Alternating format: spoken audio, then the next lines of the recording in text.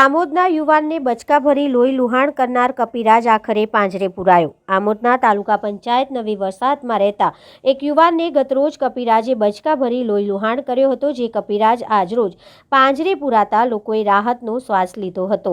આમોદ તાલુકાના પંચાયત નવી વસાહતમાં રહેતા રાજેશ ઉર્ફે માર્શલ સોલંકીને ગતરોજ એક કપિરાજે હાથમાં બચકા ભરી લોહી લુહાણ કર્યો હતો, જેથી તેને આમોદ સામૂહિક આરોગ્ય કેન્દ્ર ખાતે સારવાર આપવામાં આવી હતી।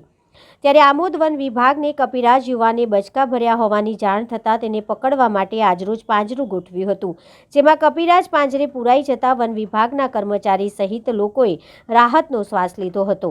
Amod range forest officer Ramesh ચૌહાણે જણાવ્યું હતું કે કપિરાજ પાંજરે પુરાઈ ગયો છે, જેને પશુ ચિકિત્સકોને બતાવ્યા બાદ છોડવાની કવાયત હાથ ધરાશે।